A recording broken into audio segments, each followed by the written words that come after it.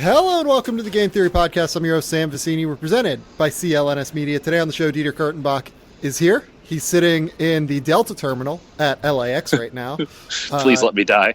Yes, he's loving life, obviously, as one does whenever you have to sit in the Delta terminal at LAX. As a Delta man myself, I am well versed in that circle of hell. I have no idea how you do it. I'm a Southwest man personally, but obviously Toronto, not exactly Southwest flights heading to Toronto. So, it's been okay. If we have to do Game 7 of this, I might crack. But looking at the way that this has all gone down, I don't think that's going to happen. So I told Laura last night that before Game 4 happened, which Toronto won 105 to 92, we'll start there.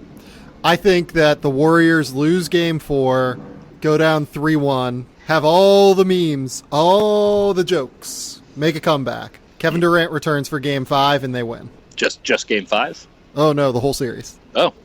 This is where I'm at. I'd be legitimately shocked if that happened, and I don't think that's an overreactionary thing. I'm just looking at what Toronto has done to the Warriors, and the Warriors look broken. They just don't have the dudes to keep up with Toronto, and Toronto is so ruthless and efficient in its execution on both ends of the court. I just don't see Toronto dropping 3 straight games, especially with a Kevin Durant who, one, I don't think he comes back for Game 5, and if he does, so yeah, that's the big question. He's going to be hobbled. He's going to be hobbled as hell. Apparently, he can't get up and down the court. Yeah, so I've been on that train the whole time. Like, the last time we podcasted, I said, like, people around the NBA have been telling me this is a 7-week injury, what Yes. Kevin has. And we're on, 5 weeks now? Something like that? It's coming up on a month. So, like, this is where we're at with Kevin now. Like, I don't think that it is a statement on how happy he is with the Warriors. I don't think it's a statement on his toughness. I don't think it's a statement on any of this. It's just that I've been saying since before the series started, this is a longer term injury than what people kind of have reported. Yeah. And we should not expect as much out of Kevin as what people thought. Now, I kind of made the statement to Laura last night while we were sitting in a bar, underrated Electric Owl, the bar that we went to last time that you were in. That's town. A pretty good bar. Yeah. Great bar. Just thinking hey, this would be fun for the narrative and the storylines and everything. Sure. Yeah. And I think if Kevin does return, then this series is totally different. And I do think the Warriors can win 3 in a row. But I genuinely do believe that Kevin's injury is the biggest storyline in this series. And I think that I think Kevin is falling victim to something of unfair expectations now. Yes. Where people set this bar of him coming back for, he'll miss 1 and 2, but he'll be back when it gets to Oakland, or he'll be back for Game 4. And like I've been saying the whole time, this is a longer term injury than that, from what I understand. The Warriors really screwed up on this by not just coming out and saying what the grade of the injury really was. They called it a mild strain, and so everyone's expectation was, that means grade 1, which means 2 to 4 weeks. And then the Warriors went out and they continued to kind of obfuscate the situation, and there was this optimism behind the scenes that he would come back for Game 1, and then he didn't come back for 1, so of course it's 2, and then he doesn't come back for 2, so of course it's 3, and it's just perpetuated deeper and deeper. Everything is expectations versus reality, and the fact of the matter is the Warriors got everybody's, and I think it's the Warriors' fault here, they got everybody's expectations up pretty much as soon as the injury happened, and they undersold it from day one. It is a finicky injury. A calf is not something that you can just sort of go out and, like Klay Thompson, he played through hamstring injury. It's a little bit different, and it's something that's a little bit more dangerous when you think about the Achilles being right there and then overcompensating and all that stuff. So I think the Warriors really kind of screwed Kevin over on this, because now what we're having is this ridiculous debate that is obvious. Not you and I, but other people are having this ridiculous debate on does he have enough heart, or is he tough enough? And it's dude, no one should be having that conversation. If the dude's injured, he's injured. And to allege loosely that he somehow isn't willing to go out and play, or he's trying to prove a point of something. It's just so ridiculous and not rooted in fact and not rooted in any knowledge of the situation. But the problem is the Warriors haven't let out enough knowledge on the situation and have led people to believe that it's that he's imminent, and he's in this constant state of being imminent, and eventually you just start to skew that narrative to fit different ideals. Right, and maybe that's a hope thing, right? Like maybe it's positive maybe they're trying to talk it and, into existence. Yeah, right. Just speak it into existence, baby. But that's not something you should be doing with injuries. I mean, that's beyond the pale. And what it does is it screws over the injured player, because what it does is it puts them in a gray area that they have to clean up. Now, I'll say this. I'm not sure what the right answer for Kevin is in regards, but he could at any time speak if he wanted to. And maybe clear some of this up. But what he would eventually be doing there is sort of contradicting at least the loose sayings of the Warriors organization over the last four weeks, and that's not a good look for anybody. So this whole thing is quite a mess.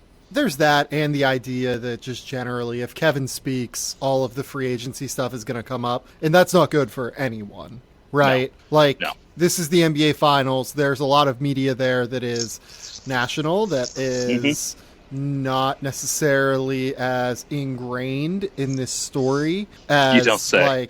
As the Golden State Warriors beat writers are, as you are as a columnist, as even the very well educated national writers that are going to be in Oakland and be in Toronto for this series. It's just a kind of a different deal media-wise. So I don't think Kevin should put himself for that. It's not good for him or the team, I don't think. He's in a no-win situation is the way I look at it. And it's just kind of shitty. Like, me and Kevin don't get along or anything. I'm not going out and standing for him or defending him. Just I don't understand why people immediately attribute malice to this situation because things didn't work out as they thought they would work out. Like, that's just completely unfair. And if people don't think that Kevin Durant is chomping at the bit to be on the floor, whether they're down 3-1 or 3-0 or whatever, they just don't get him. I mean, listen, no one really gets Kevin Durant, but they just don't understand this guy. That's all he cares about, and he's trying. And the notion that he's sort of sandbagging it or, again, trying to prove a point, it's just so beyond the pale. Any point that needed to be made is being made currently by the fact that the Warriors are down 3-1, and it looks every minute like they miss him more and more. So another thing that, we don't have to talk about the injury anymore, but I will say that I've been saying since, game one, even, that this is a series where the Warriors miss Kevin Durant at a marginally greater level than they would with a similarly talented team to the Raptors, right? Oh, for Just sure. because of the matchup problems that the Raptors can create for Golden State. And I think that what Kevin's injury is doing in terms of just the defensive mindset of the team is staggering. I mean, this is a team where, I've been saying all playoffs, and you've been saying for a while this season even, that their defense is kind of a mess. There's just not really a way around that. And I think that the defense is a considerably bigger issue than the offense right now. I don't even 100%. think it's debatable. They scored what did the Raptors score? 17 in the first quarter, and then they go on and drop 85 in the last three, or 87, I guess. I don't know what the math is, but they got whatever they wanted in the second half. It was ridiculous. It was laughable. It was a laughable defensive performance, and it's one of those things where, frankly, outside of a 7 to 8 minute span, it seemed, the Warriors have played garbage defense this entire series, and you can argue that they've played garbage defense all year. And I think that maybe I'm going to do a bit of a mea culpa here. We saw that that series against Portland. Portland is not a worthy adversary, and the Warriors played 10 good minutes in that series on defense and swept. We saw what happened with Houston. My stance on Houston is well established, but the Warriors only had to play 4 quarters, maybe 4 or 5 quarters of really good defense in order to win that series, because the Rockets Paul pierced their pants when the moment came up for them to do something. We're gonna have a long conversation about Mr. Pierce coming up here because I got thoughts. The Rockets aren't worthy adversaries either. Like, maybe we should have heeded more from the fact that the Clippers took 2 games off of a full-strength Warriors in the first round, and that the Warriors struggled to play good defense in that series. And maybe we should have heeded more the fact that even though the Warriors played half speed for all the regular season, that they played garbage defense most of the regular season, and they turned it on for a game, but never 2 or 3 in a row. This is how dynasties die. It's not necessarily the offense; it's that they no longer want to do the dirty work and the tough stuff on defense, and they get tired, and that's the first thing that goes when you get tired is your defense, as James Harden can attest. So, Kevin not being there hurts them in a lot of schematic ways. They don't want to go with Draymond at the 5 because they don't trust that they'll have the wing depth to back him up. They just don't have another excellent help side defender. They don't have that rim protection, so now they're trying to play more bigs. It's messed them up in this series in particular, but it would have messed them up against Milwaukee too. Maybe I do think the offensive, the lack of Durant on offense looms larger, but ultimately I think that the Warriors a big haven't played good defense all year. They kept basically saying, "Oh, we'll turn it on when we need to," and in that moment, I mean, if Game 4 isn't that moment that they need to, I don't know what is, and that was their worst defensive performance of the season, in my opinion. Oh, I thought Game 3 was way worse defensively. Game three was pretty abysmal, but there was some stuff that they did in Game 4 that was just rudimentary, that they couldn't even pull off. And it's how am I supposed to expect you to play elite defense when you can't even play base level defense? You look like a bottom 5 team in the NBA defensively right now. I mean, there was that play, Danny Green makes that 3. Okay, yes, you're trapping Kawhi a lot, and that's understandable. That makes sense. That's good logic in many, many regards. Steph coming over from the wing and leaving Danny Green wide open for 3, but not getting there even remotely fast enough in order to stop the pass. That's just basic stuff that you shouldn't be doing in Oklahoma City in November, much less against the Toronto Raptors when you're down 2-1 in Game 4 of the NBA Finals. It was laughable. Let's talk about that too, though, because this was the slowest paced game that the Warriors have played since Game 3 against Houston, which is the game where everyone's like, Houston has a chance. That ended up not happening. The Warriors, lost Game 4 in that series and wheeled off 6 wins in a row. In 8 of their last 13 games, so going back to Houston Game 2, they have allowed a defensive rating of 112 or higher. I mean, that's just terrible. That's not even close to good. Yeah, a significant problem. That is, among the worst defensive levels in the league. Bad. And I think a big problem with what the Warriors are struggling with right now is that their defense, in large part, is based upon slowing down stars while also kind of getting the shots that they want to be taken by taking advantage of situations that they feel advantageous toward for them by leaving guys open, essentially. It's not sort of. That is 100%. I call it the head of the snake defense. You cut off the head of the snake and you leave a couple of guys open, and you hope that you can rotate fast enough, but if you don't, you feel comfortable with the percentages. Right. And frankly, on this Raptors team with, maybe Pascal Siakam scared him off in Game 1, but they want to leave Pascal Siakam open above the break. They want to leave Kyle Lowry open. They want to leave Danny Green open sometimes. And think about that though for a second though. Yeah, think about who you're leaving open for a second though. You're leaving Danny Green open, who is, let's say he's a 37% 3-point shooter in terms of true talent, which is, if you're leaving him open, I think he might be a little bit higher than that. Hell, Danny Green almost won an NBA Finals MVP on the basis of 3-point shooting. I understand it was a while ago, and I understand his legs are shot, but the dude's Danny can shoot it though. Kyle Lowry, you're potentially leaving open an all NBA point guard. He's not that anymore necessarily, and his playoff performances leave something to be desired, but you're still leaving that guy open. But if it's Pascal Siakam... Pascal's one of the worst above the break 3-point shooters in the NBA, but with Lowry and Pascal, they could also just put the ball on the floor and make something happen. And the problem with Pascal is, too, that you cannot let Pascal Siakam get ahead of steam because then he will score. He is one of the best advantage scorers in the NBA. So it's not a good strategy. And then sometimes they're leaving Mark open. Mark Gasol will knock down threes. He'll knock him down, but at least he hesitates a little bit, which maybe gives the Warriors a little bit of a chance. But when they're not rotating when they're not rotating at all, much less late, it doesn't matter. And Nick Nurse is so good. Like we're going to give Nick Nurse a lot of credit for how he's coached in this series, and he deserves every bit of it and more. But like, frankly, it's really rudimentary stuff that they're doing. Like, hey, they're leaving Mark wide open. Like, why don't we use that to our advantage by adding this one wrinkle? And it's like, oh, well, that seems pretty simple and straightforward. Let's be honest. Like, it felt like to me, Game 4 was the first game that they really sat down and decided we're going to try and take advantage of Boogie and pick and roll. You know what I mean? Yeah. Like. Yeah, they won 2 of the first 3 games by not even really taking advantage of what right now seems like the biggest schematic disadvantage defensively for the Warriors right now in the series. 100%. Because if Boogie looks like he did in Game 4, I mean, like, I love DeMarcus. DeMarcus is one of my favorite players in the NBA, and it's hard to watch him out there right now. Like, he doesn't have the mobility to play at this level right now. And I hope he gets it back. He probably never is going to get it back, if I'm being honest. But certainly he's not going to have it now coming back from that injury. I have hope that he will, just because I want to see DeMarcus play at his peak on a level like this at some point in his career.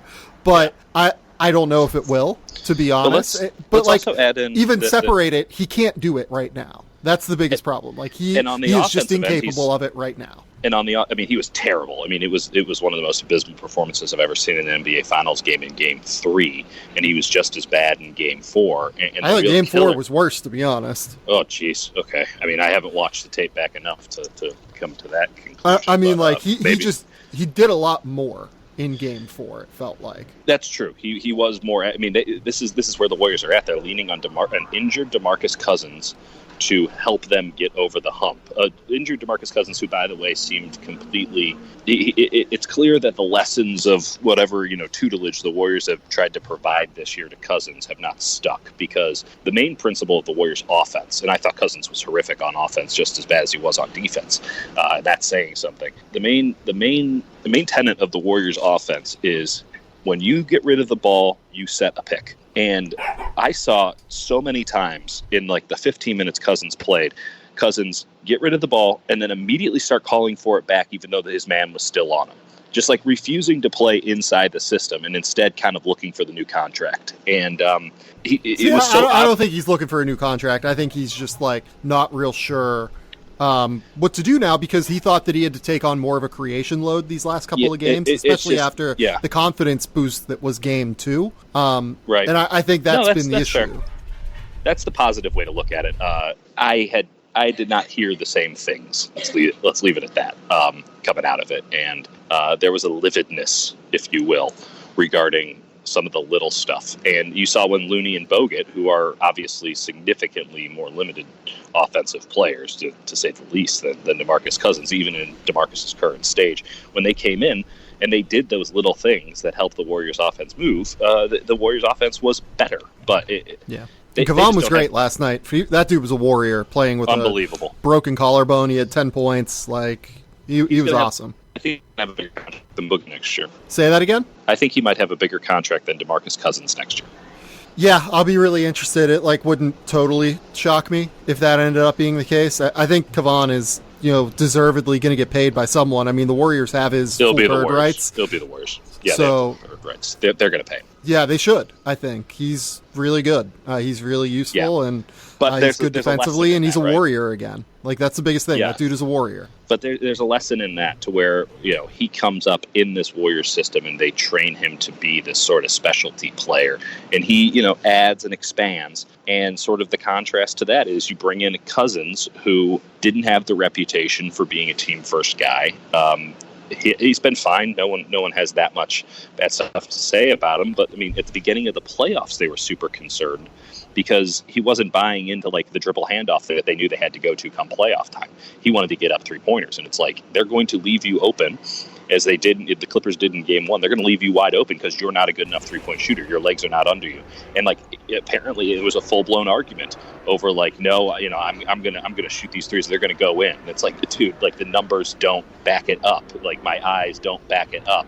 And when he went down with injury, legitimately there was a sigh of relief regarding, because it was just they were banging their heads against the wall after one game, and now they have to trust that guy to provide major positive impact in the NBA from what Finals. I That understand shows too, where they're at. it's not like a personal thing with DeMarcus at all. Like from what I understand, everyone loves him. I don't know if they love him, but they certainly don't have anything negative to say about him as a person. But right, that's what I mean. Like as a person, like they're all big fans of his as a person. Oh yeah. No, he's been a good team. I mean, he's been a good team. Everything off the floor has been absolutely a-okay, if not good.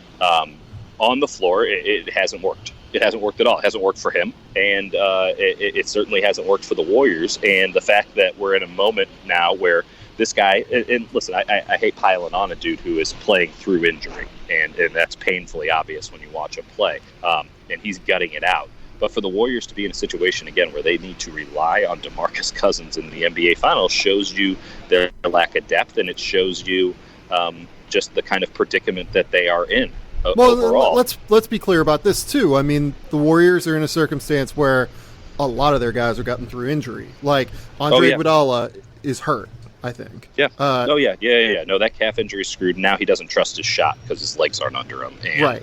He blames Kevin for that, by the way. Not in like a Kevin, like when Kevin's injury happened, Andre Iguodala went into the starting lineup, and that was more stress than he thinks that his body could handle because he was playing more minutes than he usually was, and something went. And he's made like I don't know how many shots he made in Game 2, but that's just about it for the last 9 games ever since Game 6. DeMarcus is hurt, obviously, as we've talked about. Of course, yeah. Klay Thompson is hurt. Like Klay Thompson dropping 28 points last night on a pulled hamstring that is an unbelievable performance. But that is something that will stick with me for a long time. That dude got it out like that. And he'll get his money, and as he was always going to. But it's just more of an argument. But he can't do the thing that the Warriors really need him to do, which is guard Kawhi Leonard on ball. And guard him one-on-one and let Andre and Draymond play as help-side defenders, sort of free safeties behind him. That was the only time that the Warriors got their defense going. It was that 18-0 run in the third quarter, and they started doing it in the second quarter of Game 2, and that's when they put Klay on the ball, and they let Andre and Draymond play behind with Looney just sort of controlling the rim, or even Bogut controlling the rim, and then Cousins in the third quarter. And that really worked because Klay will get into you. He's obviously an all-NBA defender. That played and allowed the Warriors to switch a little bit more. And when he went down, what happened? Toronto got back into it. And then Game 3, he wasn't around, and it was just painfully obvious that he wasn't around. And in Game 4, they could only give him about a third to maybe 2/5 of the run on Kawhi one-on-one, and that meant Andre with his injury was on him, and it just. We saw what Kawhi did. Kawhi is playing injured too, but he's able to stay on balance and knock down these, simple deft shots because whoever's guarding him is just as banged up, if not more. So yeah, it was interesting. I mean, in the 24 possessions, according to Second Spectrum, that Klay guarded Kawhi only had 6 points. Yeah, but the team, I think it was, what was the, how many points did the team have? Team had 27, which is better than what the Warriors gave up for the most part. I think Andre had a 107 defensive rating against him. Listen, the Klay, that's the answer. But, and the other thing, too, is the Warriors have switched everything for 5 years, except for in this series, because of the matchups. And it's like... Well, by the way, the big problem that happened with Kawhi is that Steve put Alfonso McKinney on him for a little while. Yes, ate him alive. In Kawhi, that got Kawhi going in the third quarter. Like, he dropped 9 points in 7 possessions, and it was just, it was all 9 of their points that they scored in that time, and it was just like, oh, yeah, this can't work. Listen, I'm watching that game, and I'm looking at Kawhi running up and down the court, and I'm seeing what he's doing on the defensive end, and I go, I don't know if he's going to make it to the end. Not of this game, but of this series. Because he's all sorts of banged up, and he was still just gutting it out, and I think he was picking his spots on the offensive end. But I go, man, you stick Klay, you stick Andre on him for an entire game, that's probably going to work in the Warriors' favor.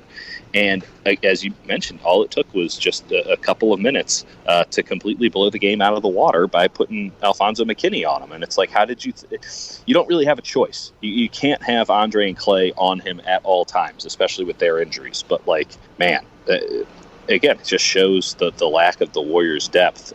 They're really searching for answers. And last night they were using lineups that they used maybe 10, 15 minutes the entire year.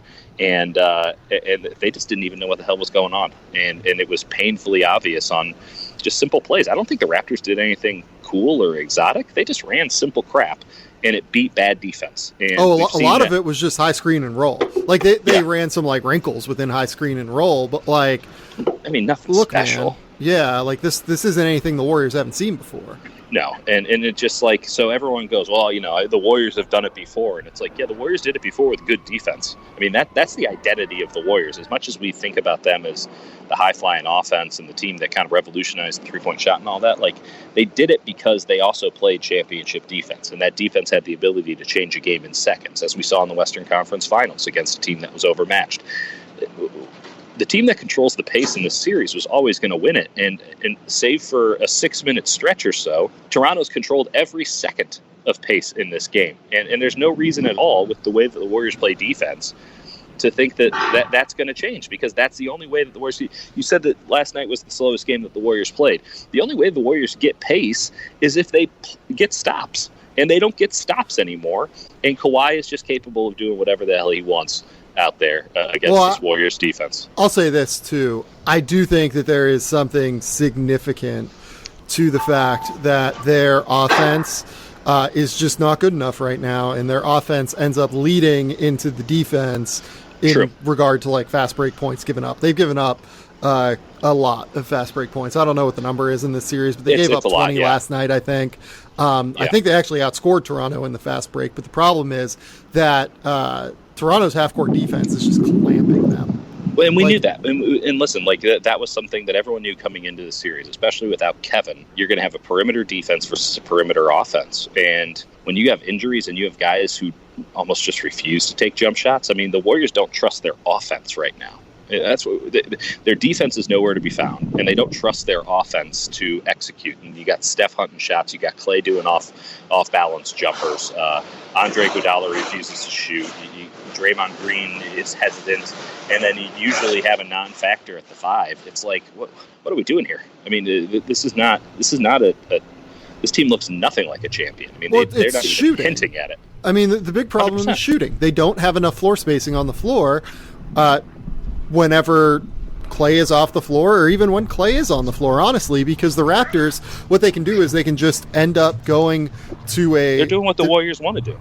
Well, they'll just like heavy help on Steph whenever Steph drives, and then these kicks aren't really there because they'll play strong backside on Klay, or they'll play strong side defense on Klay, and they'll basically force it to one side of the floor. And once you force it to one side of the floor, where the shooters are not, because these guys are DeMarcus Cousins, Draymond Green, Andre Iguodala. These shots are wins for the Raptors. Yes. And I wonder, 100%. And I mentioned this on Twitter last night, like Bob Myers has been someone that look, Bob Myers is a fucking incredible general manager. And I don't mean to call him out and say like, oh, he did a shitty job or anything. But I wonder, one thing that he stated in the past is that he thinks that, it's better for them to go out and get all-around players, guys who can defend, guys who can put the ball on the floor, guys who can maybe shoot a little bit, just guys who are good at multiple facets of the game versus guys that are good at shooting and maybe like very little else, or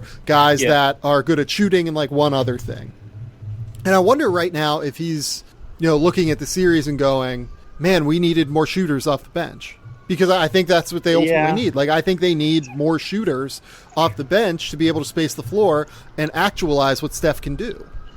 I don't disagree with that. I mean, let's just go. They're playing Quinn Cook a lot of minutes because he can actually shoot. I mean, he's not doing it, but he right. But Quinn's too small. Like, my ideas are like wing shooters. No, 100%. Like, they're using Quinn Cook as a wing.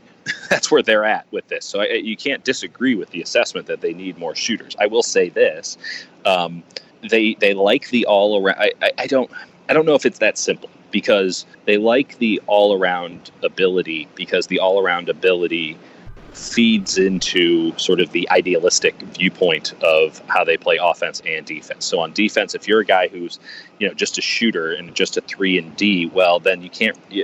There's not necessarily that much trust in switching, because if you're a 3-and-D guy who can switch, you're getting paid more than the Warriors can give you. And on the offensive end, you want everyone to be able to play make to a certain degree, because the offense is just predicated on ball movement, player movement, and whoever's open, get it. Now, the Raptors are a special brand of defense that's able to sort of do something that not a lot of other teams, in fact, I don't know if there has been another team, they're able to dictate what the Warriors do offensively. Usually the Warriors' offense is so powerful that they can dictate how the defense plays, and they can break it down eventually through player movement, ball movement, and all that.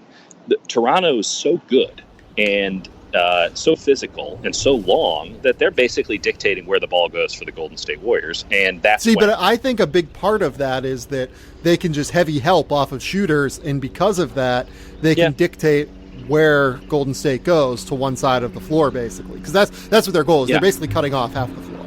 No, you're right. It's a little bit of a chicken and egg there, because at the same time, Iguodala should probably be putting the ball on the floor more often, driving and getting a secondary action off of that. And listen, the Warriors have gotten away with Draymond at center minutes, kind of blitzing the opponent off the floor, even if it's more or less even for 40 something before that, and they just can't go to those. They just can't go to those lineups because they don't have Kevin there as backup. And in the league, in this Raptors team, you can't go super small with Andre Iguodala at the 4. You'll just get eaten alive on the boards because you got Kawhi and Pascal. Yeah, and we've spent a lot of time on the Warriors, and I think that honestly, I don't mean this to be a negative statement on the Raptors. It's an end of a dynasty, but you got to talk about that, and we'll have all summer to talk about the greatness of Toronto, because they're not going anywhere. I honestly who knows? We'll see. Yeah, they might be going somewhere. But I just honestly think that the Warriors and what they're doing is just a little bit more interesting than Toronto. Oh, for sure. And it's 100%. It's we can talk about Toronto, and I guess we're talking about Toronto in the context of how their defense is doing a great job forcing Golden State to one side of the floor, and how Fred VanVleet has done an exceptional job of chasing Stephen Curry around. I think that Danny Green's done a pretty good job of it. Not necessarily a great job of it, but I think Fred's done a little bit better in that regard. Yeah, agreed. Fred's been awesome, man. Fred's been awesome. He's unbelievable. And I just look at what the Raptors are doing, and I go, okay, this is nothing is unexpected here with what they're doing. It's just that Golden State is not good enough to put up with it. They're playing their A game, and the Warriors are nowhere near theirs. Well, no, and I don't think they can get there. Here's what I will say: I think Golden State, with the lineup that they have right now, is in the injuries that they have right now. I think they're playing pretty darn close to what their A game is. Oh, jeez, yeah, okay. That maybe that's probably the better way to look at it. I don't know if I disagree with that. That's probably right. Part I'm of not it sure again, what more Steve Kerr could do to get, I don't know what you do. I don't know what you do if you're the Warriors. Maybe they're not playing. Maybe they're not playing their A game because their defensive rotations are a trash fire. So maybe it is a B game. But it's they are just limited in what they can do.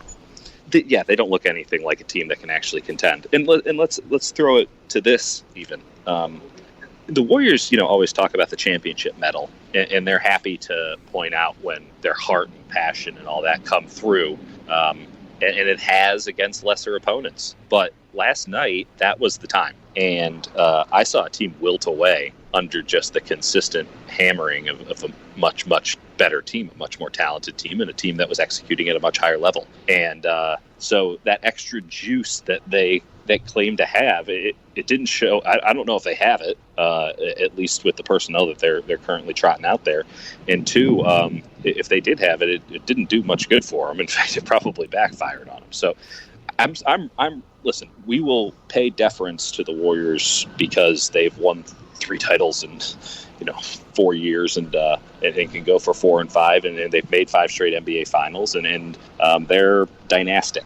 But I got nothing. I have no idea how this team adjusts, because Toronto's just going to keep playing their steady A game, and it's you can't tell me that Toronto's not going to win 1 of 3 games against this Warriors team that's scrambling for anything, and frankly just seems to have gotten worse in some way, shape, or form over the last 2 games, and wasn't all that good in game 2 either, save for a nice little stretch that I don't think that they can ever tap back into because of Clay's injury. So everyone wants to say, oh, anything is possible. It's like, yeah, sure, the stuff can happen, but in the realm of reality here, the Raptors are kicking the Warriors' ass, and I don't expect that to change.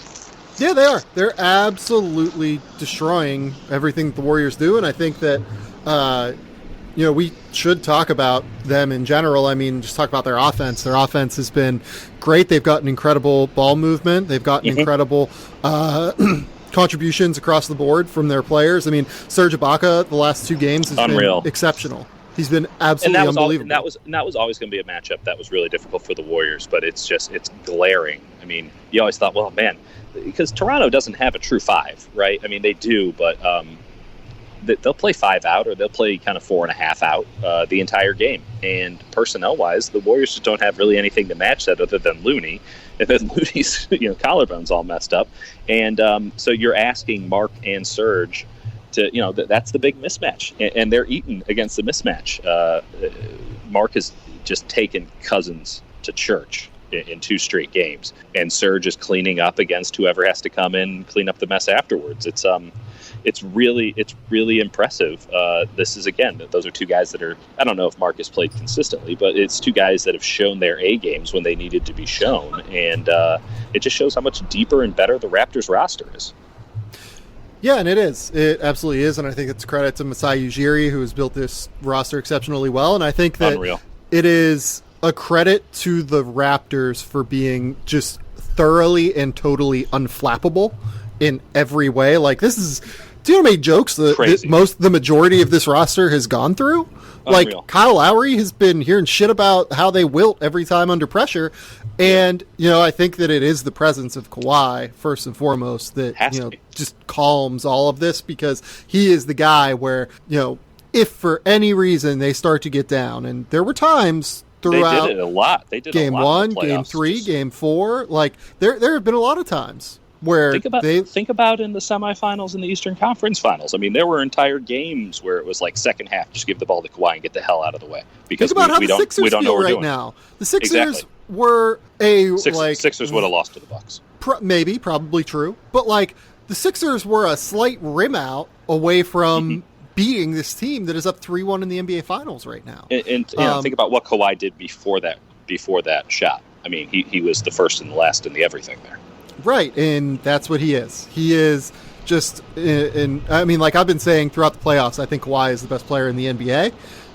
If you value defense, you can't argue it. And he's not even playing at like an exceptional level defensively. He's barely playing defense by his standards. I mean, he's been rough. Good. Steph Curry's been cooking him a little bit.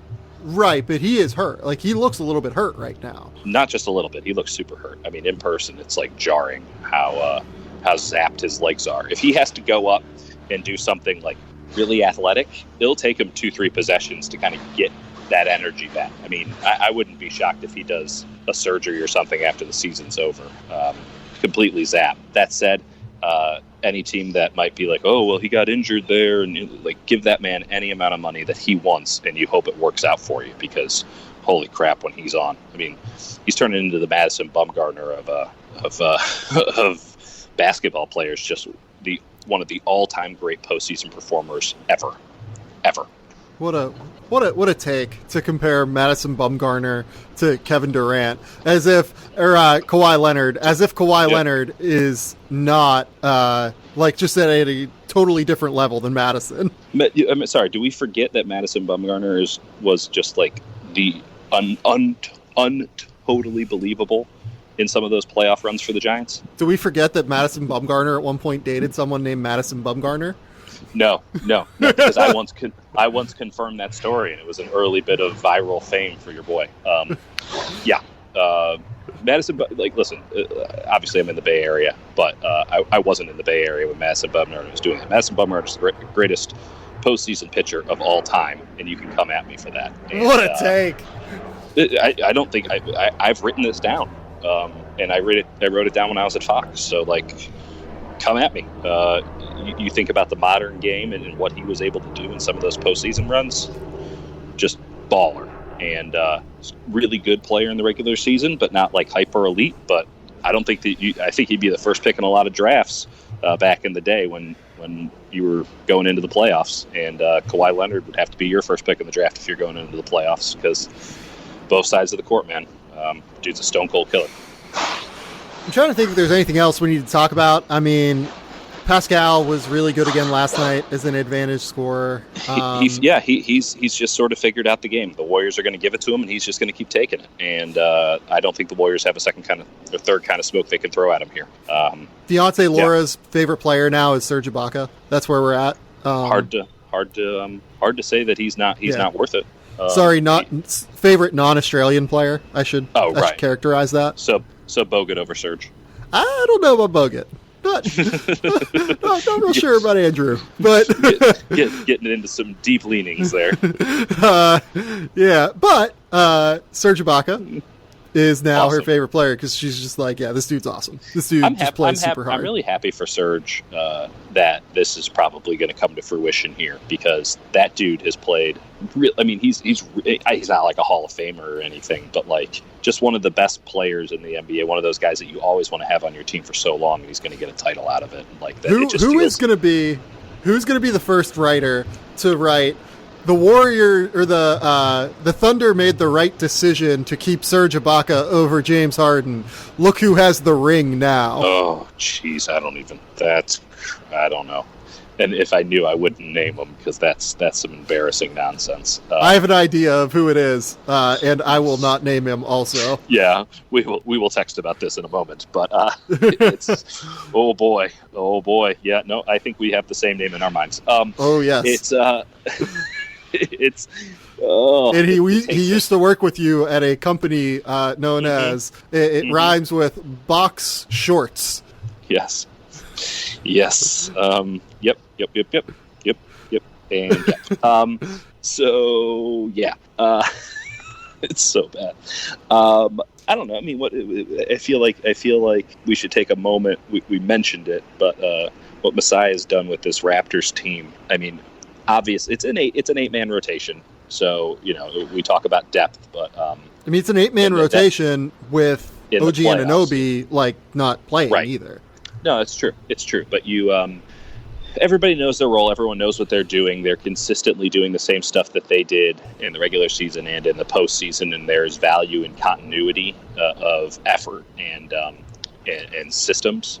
You mentioned all the help side stuff that they're doing. I don't think they did that a lot in the regular season. I mean, the box and one thing that they did that in game 2 that kept Steph off the board for 5+ minutes, that was because they ran a lot of 3-2 zone. They almost ran 10% of their defensive plays as 3-2 zone, and box and one is just a minor tweak on top of that, and basically the box knows their role because they played that zone defense. Like, they've been preparing for this moment and practicing for this moment all year. And there's everyone wants to view things in sort of a pragmatist sense, but this was built up to not some fluke or flash in the pan. And massive credit to Masai for building a team, for making the bold choice. I mean, it was him, it was Budenholzer and Nurse, and he went. I think the world of Mike Budenholzer, but you can't tell me that he didn't make the right choice for this team. And here's another all the thing way to Kawhi, just crazy. Well, here's another thing to talk about with Masai Ujiri. I mean, he fired Dwayne Casey last summer after Dwayne had led them to 5 straight years, averaging 50 wins. That's not an easy call, because he knew that Nick was the guy to do this. And this has been proven categorically correct. And Dwayne Casey, I think, is one of the 10 best coaches in the NBA. And really? Okay. You just look at... I've never been a big Casey guy, but that's just me. But you just look at what this team is doing now. I mean, look at all the buttons Nick Nurse has pushed. I mean, not every team would just say, hey, we're going to totally disrespect Andre Iguodala and Draymond Green from 3. No, yeah, there'd be so much deference being paid to these guys. And we've seen it in past series where it's just it's the Warriors, the capital T, capital W. Right, there's Warriors. a level of fear there almost. Yeah, which frankly had not been earned this year. And yet And maybe the Bucks would have given it to him. Maybe the Sixers would have given it to him. But Nick Nurse, I mean, there's a certain level of he's just playing with house money. Like he just doesn't care. He's got to throw it all out there. And there's a certain level that maybe the Kawhi trade, yes, you can see all the positive benefits of his unflappableness and him leading, obviously having a hyper elite player on the team compared to DeMar DeRozan. And DeMar's a good player, but he's no Kawhi. Like that difference is huge. But also the fact that like as much as the Warriors have kind of in some ways been undone by all of the energy it took to compartmentalize all of KD's nonsense this year, the Raptors have been somewhat freed maybe by the fact that no one knows with Kawhi. Certainly no one's going to ever get to the bottom of it because it's Kawhi Leonard. And, like, they're just playing loose and free. And what happens, and, you hope it works out. And damn if it isn't going to work out. Yeah, no, that's 100% right. I don't know. Do you have anything else you want to talk about with this series? No, I really do love the schematics of this series, though. I have found this series eminently fascinating. I found it eminently fascinating from the perspective of Nick Nurse has just kind of wiped the floor with Steve Kerr. And I think the part of it is that like Steve has limited options and he's kind of just like throwing shit at the wall and sees what sticks due to injuries and due to a lack of depth. But like, I mean, Nick Nurse has pushed all the right buttons in a substantial way. And Steve Kerr was out there throwing Alfonso McKinney on Kawhi last night. Yeah. I mean, Steve is, Steve reminds me a lot of editors at newspapers. Just like maybe this will work. Hopefully this happens. Like there's a lot of he's the captain of a sinking ship, and I mean, he's just trying to buy minutes, right? And it seems like they just keep trying to mention that. Maybe we can buy some minutes at the beginning of the second quarter. Maybe we can buy some minutes with Alfonso McKinney on Kawhi. Like the Raptors are sitting Lowry and Kawhi at the beginning of the second quarter, which is not normal because Nick Nurse is looking at the Warriors and going, well, they can't outscore us by, I don't know, 6, 7, 4 points. Like that lineup can't do anything. So it's really Nurse has just been absolutely incredible. And I don't know. Again, I don't know if he's doing anything overly complicated, but he's acting with such conviction and such clarity that you can't help but be impressed. Yeah, and the rotations are all sound, and I think part of it again is that this team is, for the most part, healthy. They didn't. I mean, listen. Yeah, you got Fred VanVleet with his thumb. You got Kyle with his hand. Kawhi is still there, but they're gutting it out, and they are certainly healthier than the Warriors. Everyone's going to be injured come the NBA Finals, but the Raptors know who they are, and they're able to do what it is they do. Whereas the Warriors, I think, have lost that identity that they had. They thought that they could summon it, and it's just not there because they hadn't practiced to get to this point. They thought that that prior experience would lead to future results, and it just doesn't work that way. And this is how the Lakers died. This is how the Heatles died. Like this is it's also predictable when you look back on it. The last thing we're going to finish on is Poopgate. Did Paul Pierce poop his pants 100%. in the NBA Finals in, what was it, 2008? I don't even know what year it was. I just know it is. Listen, the wheelchair game. I have been exclusively using, because we all know how much I love to curse. I've been exclusively using Paul Pierce their pants for the last couple of days, and it feels real good. So I'm going to stick with it because soon everyone will know that Paul Pierce pooped his pants in the NBA Finals and had to be taken off via wheelchair. Like we will get this through to every single person. Can we just talk about, like, on some level? He is so unself-aware. It's shocking. There's that too. But like, I don't really care about that. I want to talk about our man fell to the ground, said that he had to go to the bathroom, got Brian Scalabrine to carry him onto a wheelchair, got a staffer to drag his ass direct to a porcelain throne. And then he had to cry the entire way to make it look plausible. Right. Like, this was an unbelievable show of authority within the organization, first and foremost. But second, let's say that this is real and he pooped his pants, and that's why he got in the wheelchair, which this is alleged based on his own comments. He then came out and said afterward that the only shitting he did was on the Lakers in Game 1. Mm-hmm. But let's listen. say This urban legend has existed for like 7 years, right? Yeah. This is something we talk about at bars, So, and I guess now it's in the forefront.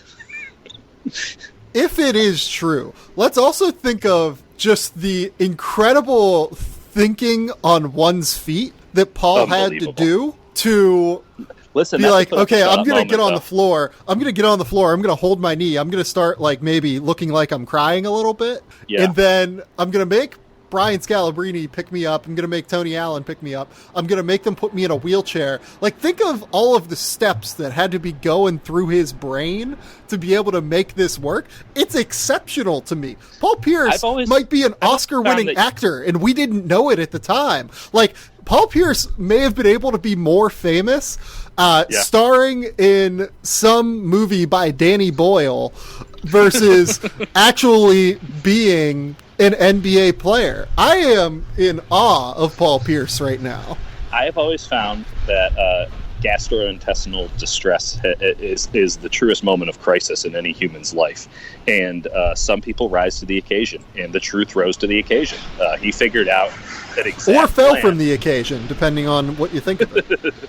He came up with just an absolutely brilliant plan. And I think we can get to the bottom of this if someone asks Paul Pierce, and maybe it has to be me, what he thinks of teams wearing white jerseys at home. Because if he's like, I am absolutely against it, you'll know exactly what happened there. I feel like the only way this is ever going to happen is if he went on, like, Pardon My Take or something. There's no way. He's so unself-aware. Yeah. And he thinks... I mean, listen, Draymond Green gave him the greatest piece of trash talk I have ever heard, which is, they don't love you like that, you ain't Kobe. And it broke Paul Pierce in real time. And you want that farewell tour, they don't love you like that, you're not Kobe. And it was just like, Paul Pierce legitimately thinks that he's one of the greatest players of all time. And, like, yes, he's a Hall of Famer, but, like, so will Amari Stoudemire.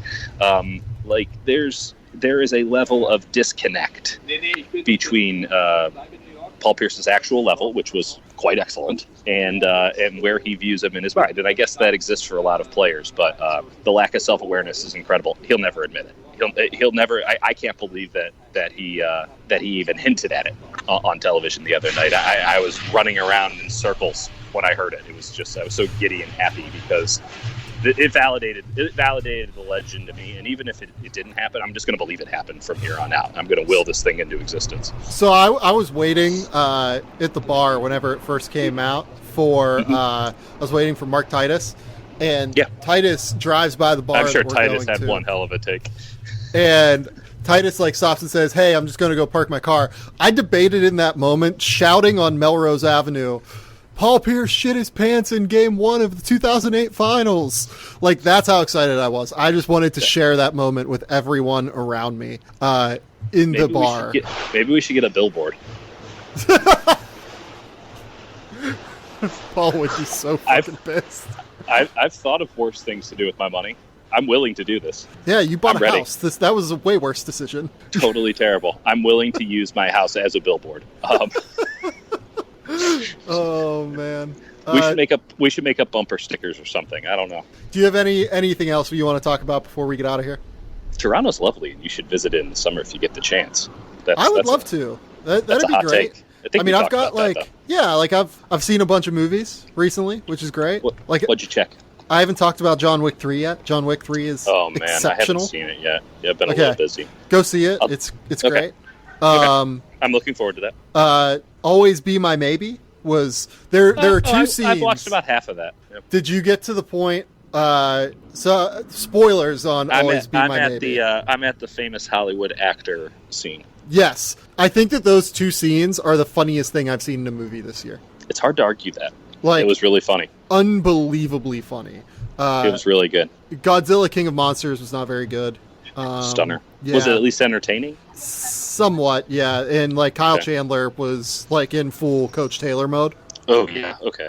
And Dad Taylor mode. That's kind of the energy that I'm looking for in my life. Yeah. So it was great. It was awesome. Okay. It was perfect. Okay. But yeah, I saw some other stuff like Greta and Isn't It Romantic and 5 Feet Apart and other stuff that came out earlier this year. But okay. None of them worth noting on. No, Not really, I don't think. John Wick is the number one, I would say. Oh, The Perfect Date on Netflix was good. I will go to bat for that. I'll watch that one. I watched on planes.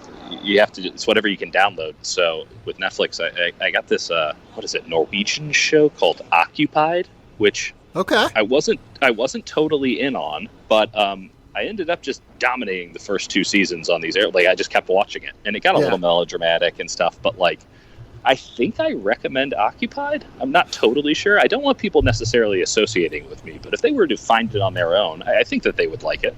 Okay. Have you watched Good Omens on Amazon Prime yet?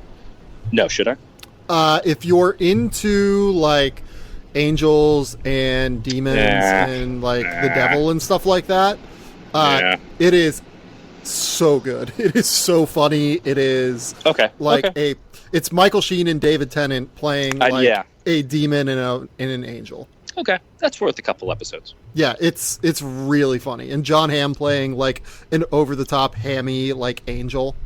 Oh, again, I'm very much into John Hamm's energies too, so that sounds pretty good. I also love Michael Sheen. Like he's The Damned United is one of my favorite movies, and he was totally awesome in it. So it's cool. And David Tennant, he's Scottish, so big ups. Yeah. Dieter, tell the people where they can find your musings on the Golden State Warriors dynasty potentially coming to an end. Potentially, I think imminently. At D Kurtenbach on Twitter, and if you're interested in the hot football takes that are coming up after this season is over, you can subscribe to the San Jose Mercury News. We actually do have good deals, and it is very cheap, and I'd appreciate it. I guess I should be making that plug more often, but here we are. Go to The Athletic. Subscribe. I just released a mock draft that I think was, I don't know, topped out at maybe like 11,000 words, something like that. Oh yeah, it was a honker. Like I'm barely through like a third of it. Super intel filled with like things I'm hearing around the league and all that stuff. So go read that. I think that's about all I got. Like I'm not going crazy right now. It's like a time where I'm trying to plan a wedding in addition to doing draft coverage. So that's my life. I wouldn't know anything about that, Sam. Try doing it on a different continent, you son of a bitch. Oh, God. Please rate, review, and subscribe to The Athletic. And please rate, review, and subscribe to this podcast. We'll be back next week at some point to continue breaking down prospects and talking about the finals. But until next time, we'll talk soon. Bye.